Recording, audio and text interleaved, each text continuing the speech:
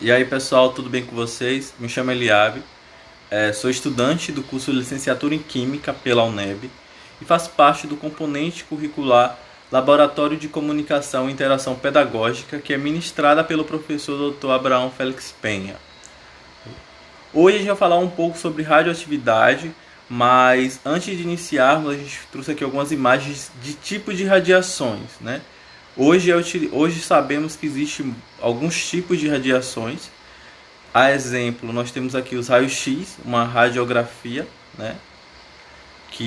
Onde é utilizado os raios-x para a gente conseguir ver os ossos do nosso corpo. Nós temos a segunda imagem representando um tratamento de radioterapia, né? Um tratamento contra o câncer, que são utilizados a radioatividade, né? Materiais radioativos para eliminação de tumores. Nós temos também os raios solares, que também é outro tipo de radiação, e os raios lasers, né, que também é utilizado aí na indústria e também implica no conteúdo de radioatividade. Uma prática social que a gente se encontra, né, a aplicação dessa radioatividade é a radiação de alimentos na área industrial, na área alimentícia, né? E a gente traz aqui algumas imagens, uma imagem na verdade de de morangos que foram irradiados por raios gama e outros que não. E a gente percebe-se, né, que os que não foram irradiados, ele tem um tempo de vida muito curto, devido às bactérias e micro-organismos que estão ali presentes, que vão decompor aquela fruta.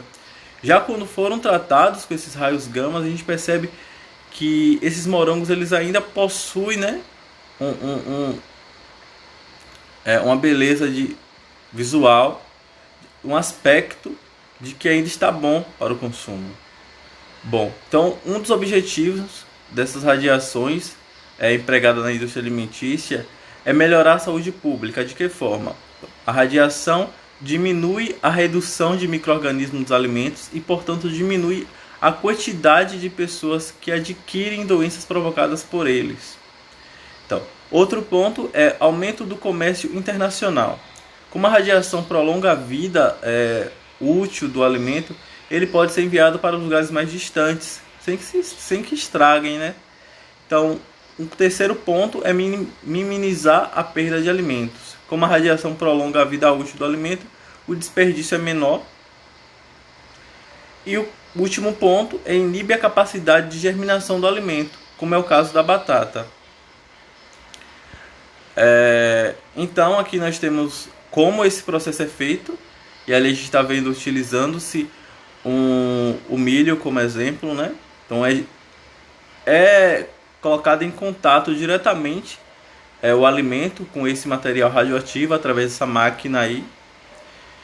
E se vocês notarem, há uma rachadura ali, logo na mesma imagem, no qual todo alimento que ele é radiado por essas radiações, ele deve conter essa informação no rótulo, para que o cliente, o consumidor, saiba desse tipo de radiação, que o alimento sofreu esse tipo de radiação.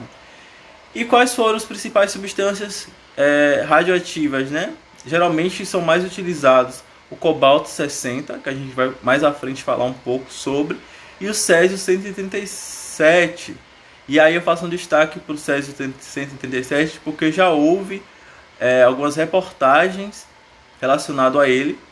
Há uma tragédia que aconteceu em uma cidade daqui do Brasil, na qual uma criança encontra esse material e acaba levando a óbito dela e da família, né, por conta da periculosidade que é a exposição humana a esses sais, a essas substâncias radioativas. Bom, mas agora, já que a gente trouxe algumas utilizações dessas substâncias, vale a pena falarmos sobre a historicidade da descoberta das radiações que culminaram a descoberta da radioatividade. Então eu citei anteriormente a questão dos raios-x. Os raios-x não são emissões radioativas, né? Na verdade é uma distribuição de descarga elétrica, né, que produzem essas radiações capazes de impressionar os ossos do nosso corpo. Ela foi descoberta em 1895 por Will Conrad Roentgen. Então ele trabalhava com a válvula de Hittorf. A válvula de Hittorf é semelhante à ampola de Crookes, né? E a próximo dele havia uma folha de papel tratado com platino cianeto de bário. E logo após, quando ele ligou a válvula, ele percebeu que essa placa começou a brilhar, né, emitir uma luz. E ele se propôs a estudar, colocou alguns objetos frente à válvula e à folha, e nada foi observado, até que acidentalmente ele deixa passar ali sua mão por entre a válvula e a folha, e surpreendentemente ele consegue enxergar os ossos de sua mão ali impressos naquela chapa. Então imagine a repercussão que seria para a comunidade científica da época, né?